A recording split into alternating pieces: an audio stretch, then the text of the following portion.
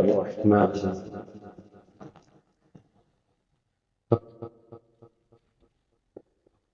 الحمد لله وكفى وسلام على عباده الذين اصطفى وصل وسلم وبارك على نبينا المصطفى وعلى آله وعلى أصحابه نجوم الهدى وقالة التقى اللهم وفقنا لما تحب وترضى من القول والعمل وجنبنا الفواحش والمعاصي والخطايا والزلل اللهم آثرنا وأكثرنا وأصلح لنا شأننا كله لا إله إلا أنت أما بعد فأعوذ بالله من الشيطان الرجيم بسم الله الرحمن الرحيم إن في خلق السماوات والأرض واختلاف الليل والنهار لآيات لأولي الألباب الذين يذكرون الله قياما وقعودا وعلى جنوبهم ويتفكرون في خلق السماوات والأرض ربنا ما خلقت هذا باطلا سبحانك فقنا عذاب النار وقال تعالى فلولا إذ جاءهم بأسنا تضرعوا ولكن قست قلوبهم وزين لهم الشيطان ما كانوا يعملون وقال تعالى وما أصابكم من مصيبة فبما كسبت أيديكم ويعفو عن كثير وقال تعالى ظهر الفساد في البر والبحر بما كسبت أيدي الناس ليذيقهم بعض الذي عملوا لعلهم يرجعون صدق الله العظيم وقال النبي صلى الله عليه وسلم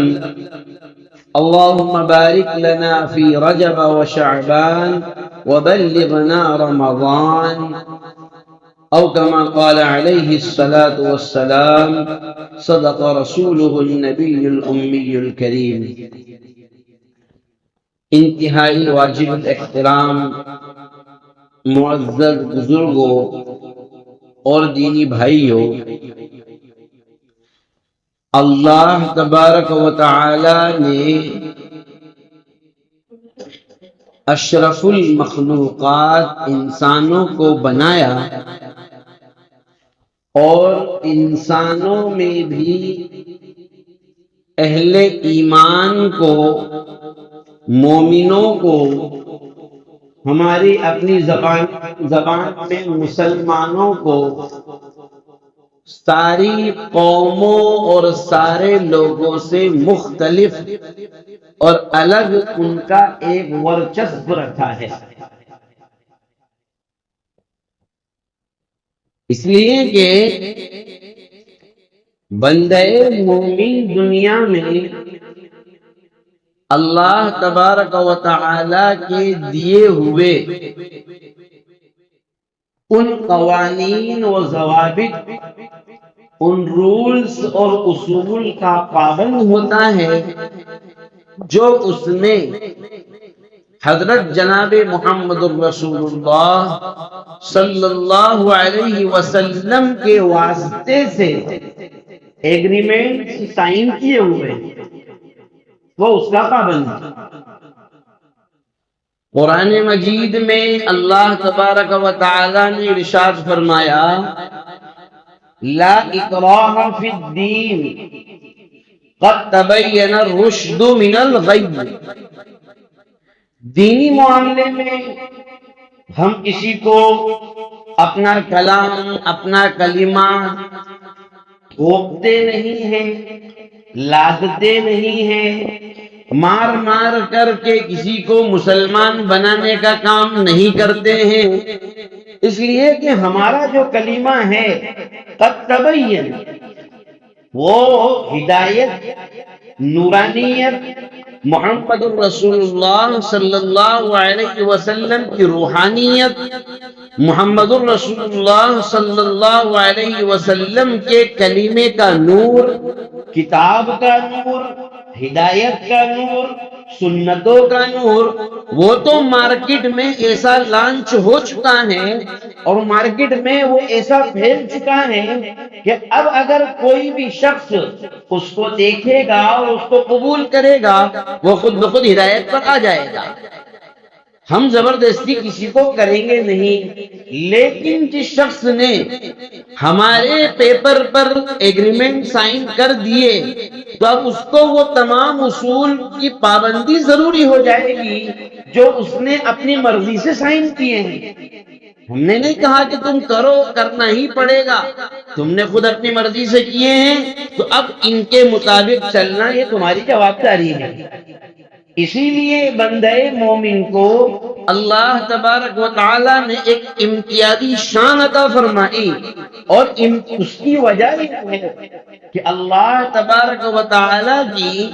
جتنی بھی مخلوقات دنیا میں موجود ہیں، بندہ مومن ان چیزوں کو جب دیکھتا ہے، غور و فکر کرتا ہے، تفکر کرتا ہے، تدبر کرتا ہے، اس کی گہرائی میں جاتا ہے، اس کی سرچنگ میں جاتا ہے اور اس کی بال کی کھال نکالنے کی کوشش و فکر کرتا ہے، تو وہ تحقیق، وہ سرچنگ اس کو اللہ تبارک و تعالی تک پہنچا دیتی ہے۔ تو یہ میں نہیں کہہ رہا ہوں، یہ قرآن نے کہا، ان فی خلق السماوات والارض، آسمانوں اور زمینوں کے پیدا کرنے میں، واختلاف اللیل والنہار، رات اور دن کے الٹ پلٹ ہونے میں، اور لآیات لأولی الالباب، اللہ نے فرمایا عقل مندوں کے لیے اس میں نشانیاں ہیں۔ لفظ جو استعمال فرمایا لبن کے معنی آتے ہیں عقل کے، اسی لیے آپ نے جملہ سنا ہوگا، جب بہت ساری بات چیت ہو جاتی ہے تو ہمارے یہاں بھی چلتا ہے، کل ملا کر آدھے گھنٹے کی بحث کا لب لباب یہ ہے، بولتے ہیں کہ نہیں بولتے ہیں؟ تو لب لباب کا مطلب یہ ہوتا ہے خلاصہ، اور اللہ نے الباب کا لفظ استعمال فرمایا، یعنی اس خداوندی قدرتوں میں اہل علم، عقل مند لوگ، اہل ایمان تفکر کرتے ہیں۔ اور وہ کون ہیں؟ الذین یذکرون اللہ قیاما وقعودا، جو کھڑے ہو کر بھی بیٹھ کر بھی اپنے اللہ کی یاد میں لگے رہتے ہیں۔ ویتفکرون فی خلق السماوات والارض، زمین، آسمان، چاند، سورج، سمندر، لہریں، نہریں اور زمین کے اندر پانی کی مختلف قسمیں اور مختلف نہروں کا آنا، اس میں غور و فکر کرتے ہیں اور یوں کہتے ہیں ربنا ما خلقت ھذا باطلا سبحانک، اے ہمارے پروردگار تو کتنا پیارا اور کتنا پاکیزہ اور کتنا شاندار اور کتنا عیبوں سے بالکل پاک شفاف ہے کہ تو نے کوئی بھی چیز بغیر فائدے کے، کوئی بھی چیز نے بیکار پیدا نہیں فرمائی۔ حضرت قاری طیب صاحب رحمت اللہ علیہ دارالعلوم دیوبند کے محتمم فرمایا کرتے تھے کہ اللہ نے جو دنیا بنائی ہے، پوری کی پوری دنیا اللہ نے انسان کی باڈی کے اندر بھی بنائی ہے۔ دنیا کے اندر کا جتنا سسٹم ہے، پورا کے پورا سسٹم انسان کی باڈی کے اندر بھی اللہ تبارک و تعالیٰ نے بنایا ہے۔ قرآن میں اللہ نے کیا فرمایا؟ مرج البحرین یلتقیان بینہما برزخ لا یبغیان، دنیا میں دو سمندر جو آپس میں بہتے ہیں، ملتے بھی ہیں، ٹکراتے بھی ہیں، لیکن دونوں کا پانی کبھی ایک دوسرے سے خلط ملط نہیں ہوتا۔ ھذا عذب الفرات، یہ وہ پانی ہے جو بالکل صاف شفاف اور میٹھا ہے، وہذا ملح اجاج، اور یہ وہ پانی ہے جو نمکین ہے اور کڑوا ہے۔ اللہ تبارک و تعالی نے انسان کے بدن میں، انسان کی باڈی میں بھی اسی قسم کی پانی کی نہریں دوڑائی ہیں۔ آخر کیا وجہ ہے؟ جو لوگ طب سے، ڈاکٹری سے تعلق رکھتے ہیں وہ جانتے ہیں کہ جب انسان کو شوگر ہو جاتی ہے تو شوگر کا بہت زیادہ اثر اس کی آنکھوں پر پڑتا ہے، اس کی بینائی کمزور ہونے لگتی ہے۔ اللہ تبارک و تعالیٰ نے پانی کی ایک نہر آنکھ کے اندر چلا رکھی ہے، اگر وہ نہر سوکھ جائے پانی کی، آپ کی روشنی دھندلی ہو جائے گی، آپ کو دکھنا بند ہو جائے گا۔ لیکن اگر اس نہر کو اللہ تبارک و تعالیٰ میٹھا کر دیتا تو پہلے شوگر کی وجہ سے بیماری پیدا ہوتی ہے، اب یہ پانی بھی میٹھا ہی ہے تو آدمی کیا کرے گا؟ اور وہی نہر اللہ تبارک و تعالیٰ نے پانی کی شکل میں منہ کے اندر بھی چلا رکھی ہے، اور لیکن اس نہر کو اللہ نے میٹھا بنایا ہے۔ اگر اللہ اس کو بھی کڑوا کر دیتا اور نمکین کر دیتا تو آدمی ذرا کسی کو ڈانٹ کر بول دیتا ہے تو کیا کہتے ہیں؟ ارے کتنی کڑوی زبان ہے اس کی۔ اگر ذرا سا تو میں ہو جائے تو کڑوی زبان کہنے لگتے ہیں۔ اب اگر زبان کے اندر جو پانی کی نہر ہے وہی اگر کڑوے پانی کی اور نمکین پانی کی جاری ہو جاتی تو انسان کیا کرتا؟ اللہ تبارک و تعالیٰ نے انسان کی باڈی کے اندر پہاڑ بھی بنائے، زمین بھی بنائی، نہریں بھی بنائی، سمندر بھی بنائے، جانور بھی بنائے، سب کچھ باڈی کے اندر ہے۔ آپ نے دیکھا ہوگا جب جانور ذبح ہوتا ہے تو کچھ حصہ وہ ہوتا ہے گوشت کا ہوتا ہے، کچھ حصہ ہڈی کا ہوتا ہے جس کے اوپر وہ گوشت چپکا ہوا ہے، کچھ حصہ ہے جو اس کی غلاظت کو جمع کرتا ہے، کچھ حصہ ایسا ہوتا ہے جس کے اندر کڑواہٹ ہوتی ہے جس کو پتا بولتے ہیں، جو پوری باڈی کے اندر جتنے بھی وائرس ہوتے ہیں اندر ان سب کو کور کرتا ہے۔ اسی لیے حکماء نے لکھا ہے کہ اگر دنیا میں یہ سانپ نہ ہو، جو بڑے بڑے سانپ اور بڑے بڑے اژدہے اور زہریلے اور اتنے خطرناک اور زہریلے سانپ ہیں۔ ابو داؤد شریف کی روایت میں تو ایک سانپ کے بارے میں آیا ہے ذوالطفیلین، کہ ایسا کالا سانپ جس کی آنکھوں پر دو آبلے اٹھے ہوئے ہوتے ہیں، اس کی آنکھ کے اوپر دو دانے ہوتے ہیں، اتنا زہریلا ہے کہ اگر حاملہ عورت کے سامنے سے وہ گزر جائے تو اس کا حمل گر جائے۔ اتنا حضور علیہ السلام نے فرمایا، لیکن اللہ تبارک و تعالیٰ نے ان کو بھی اس لیے پیدا فرمایا کہ یہ جتنا بھی مارکیٹ میں اور دنیا میں جتنا بھی آکسیجن زہریلا ہوتا ہے، پولیوشن جو ہوتا ہے، ان سب کو وہ کنٹرول کرتا ہے۔ گویا کہ وہ زہریلے سانپ میرے اور آپ کے لیے، جیسے گاڑیوں کے لیے پی یو سی بنائی جاتی ہے، پولیوشن انڈر کنٹرول، تو یہ سانپ بھی اس پی یو سی کا کام کر رہے ہیں۔ اگر یہ کام نہ کرے تو پردوشن پھیل پھیل کر انسان ایک دوسرے کے لیے ہی زہر کا سبب بن جائے۔ ربنا ما خلقت ھذا باطلا، اللہ تبارک و تعالیٰ نے کسی چیز کو بیکار پیدا نہیں فرمایا۔ تو مومن اور کافر دونوں کے درمیان، مومن اور غیر مومن دونوں کے درمیان میں اللہ تبارک و تعالیٰ کی مخلوقات میں غور و فکر کرنے کا جو نظریہ ہوتا ہے، جو اس کی تھنکنگ ہوتی ہے، جو اس کی سوچ ہوتی ہے، وہ ہوتی ہے اللہ تک پہنچنے کی، اور کافر کی سوچ ہوتی ہے اس کو سرچ کر کے پیسہ کمانے کی۔ آپ دیکھ لیجئے ابھی لوگوں کو پتا چل گیا کہ چاندی میں کچھ ایسے اثرات ہیں جس کی وجہ سے وہ بہت زیادہ کارآمد ہو گئے، تو سیدھا سٹ چاندی کا بھاؤ کہاں تو 90,000 تھا 3.5 لاکھ پہنچ چکا ہے۔ آپ لوگ تو مجھ سے زیادہ جانتے ہیں، مجھ سے زیادہ آپ لوگ مارکیٹنگ کرتے ہیں، تو چاندی کا بھاؤ 3.5 لاکھ روپے ایک دم سے کیسے پہنچ گیا؟ کیونکہ اس میں کچھ فائدے حاصل ہوئے، اس میں کچھ منافع ہم کو دیکھنے کو ملے، اور وہ سیارات اور وہ ستارے جن کے ذریعے سے انسان سیٹلائٹ کے ذریعے سے اپنے موبائل کی اور اپنے وائرلیس چیزوں کا کنیکشن جوڑ کر کے، جیو ہے اور وی آئی ہے اور ووڈا فون ہے اور ایئرٹیل ہے اور تمہارے BSNL ہیں، یہ لوگ اس کو کنیکشن جوڑ کر کے اپنا پیسہ کما رہے ہیں، لیکن بندہ مومن اس کا کام یہ ہوتا ہے کہ وہ يتفکرون فی خلق السماوات، غور و فکر کر کے اپنی رسائی اللہ تبارک و تعالیٰ تک پہنچتی ہے۔ اسی لیے بعض اہل بصیرت، بعض اہل علم، بعض اہل دانش اور اہل عرفان اور اہل روح لکھتے ہیں کہ سرچنگ کا اور ریسرچ کا اور تحقیقات کا جتنا مادہ اللہ نے امت مسلمہ کو عطا فرمایا، دنیا کے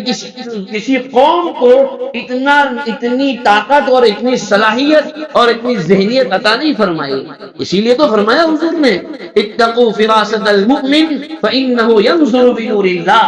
مومن کی فراست سے بچو، کیوں؟ اس لیے کہ وہ اللہ کے نور سے دیکھتا ہے، اس کی روشنی اس کی اپنی آنکھوں کی ہوتی ہے، لیکن اس اللہ کی اس کی ان آنکھوں میں اللہ کا نور سمایا ہوا ہوتا ہے، اس لیے وہ چیزیں دیکھ لیتا ہے جس کو عام دنیا دار انسان نہیں دیکھ سکتا، جیسا کہ مومن دیکھتا ہے۔ ہمارے آج کل کے نوجوانوں میں کبھی ہم نے غور کیا کہ ہمارے آج کل کے نوجوان سب سے زیادہ جو پیچھے ہٹنے کی کوشش کر رہے ہیں اور جس سبجیکٹ کو اگنور کرنے کی کوشش کر رہے ہیں وہ سائنس ہے، اس میں ٹینشن بہت رہتا ہے۔ ایک سوچ بن گئی، ارے وہ بہت ٹینشن والا کام ہے، اس کو اپنے کو زیادہ اس میں لوڈ نہیں ڈالنا ہے،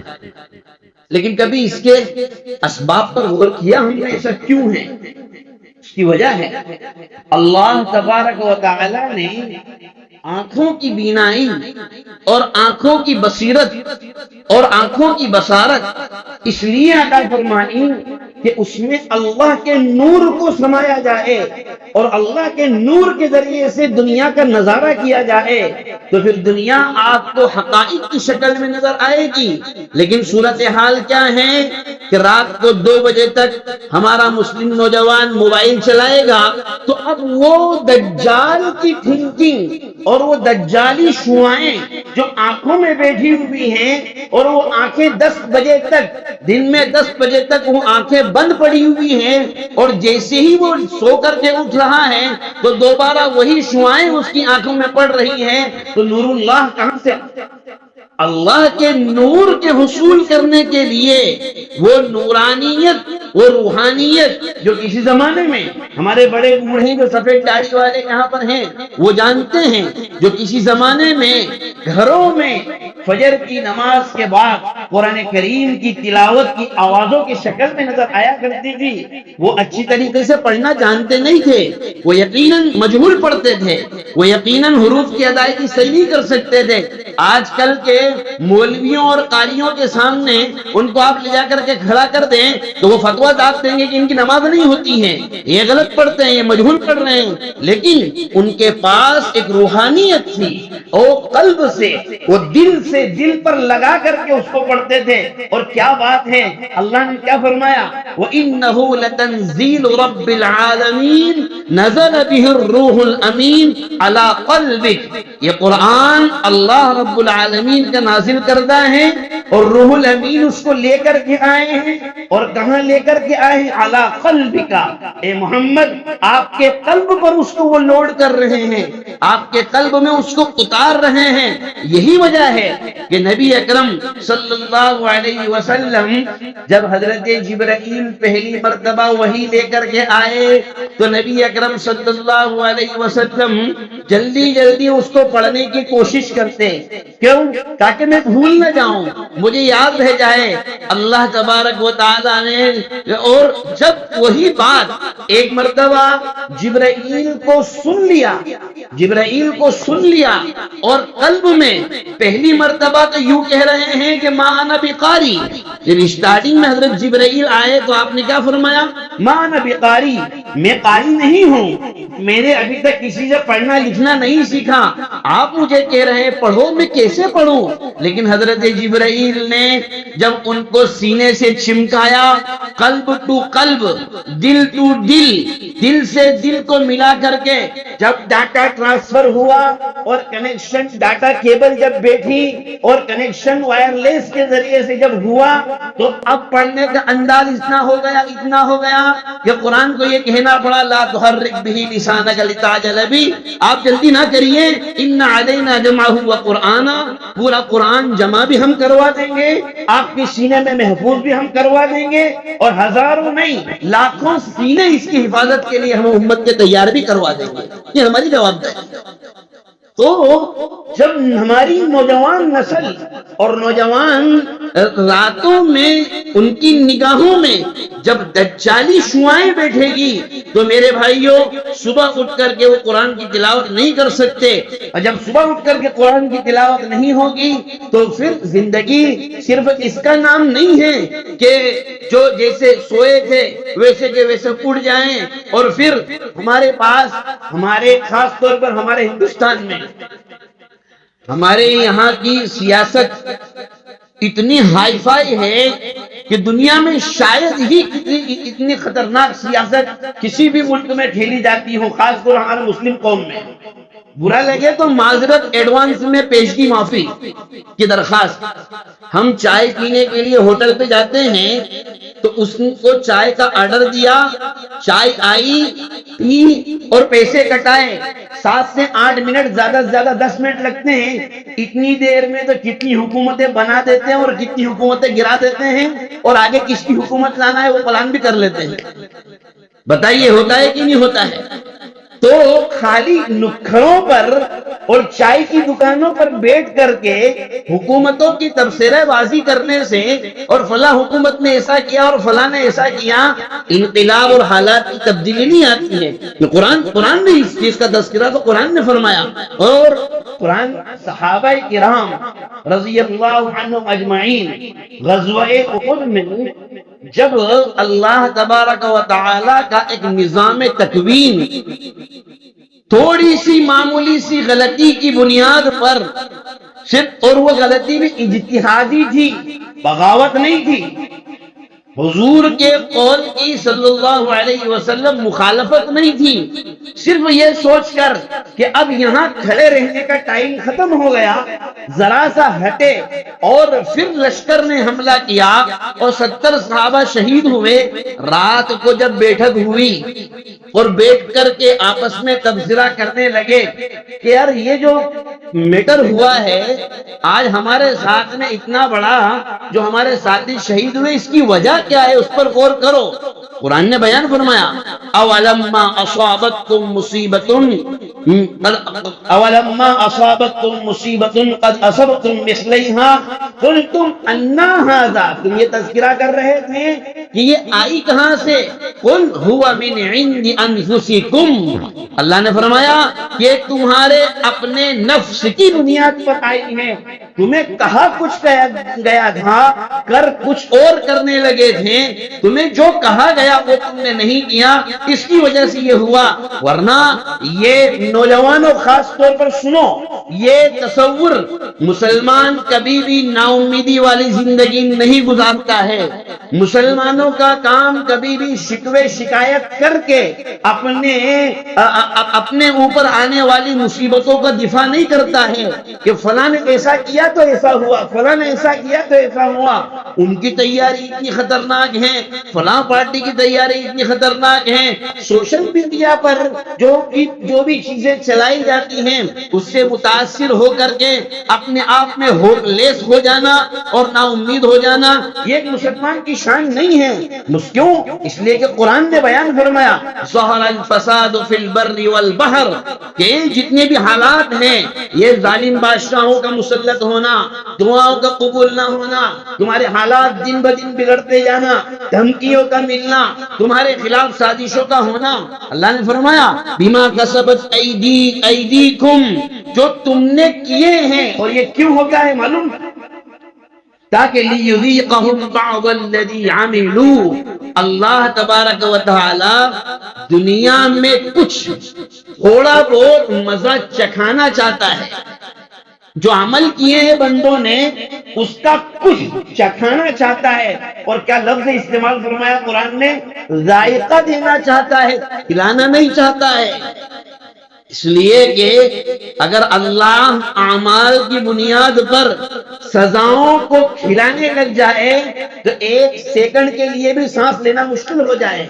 اور یہ کیوں کرتا ہے؟ قرآن نے اس کو بھی بیان فرمایا کہ ہم ایسا کیوں کر رہے ہیں، لعلہم یرجعون، تاکہ تم کہاں جا رہے ہو دوبارہ لوٹ کر کے آؤ، تو تم کو اس راہ پر لوٹانے کے لیے، تم کو صحیح راستے پر لوٹانے کے لیے۔ اسی مضمون کو دوسری جگہ اللہ نے بیان فرمایا، فلولا اذ جاءہم بأسنا تضرعوا، اللہ نے فرمایا ایسا کیوں نہیں ہوا۔ اور یہ آیت کریمہ تو میرے بھائی ہو، بڑوانی کے بہت اچھے مسلمان ہو، ایسا لگتا ہے کہ 2025 اور 26 میں اور خاص طور پر ہندوستان کے مسلمانوں کے لیے ہی نازل ہوئی۔ کیا ترجمہ ہے اس کا؟ فرمایا فلولا اذ جاءہم بأسنا، اللہ نے فرمایا ایسا کیوں نہیں ہوا جب ان پر ہمارے عذاب پہنچ گئے۔ اور عذاب کا مطلب طوفان کا آنا ہی نہیں ہے،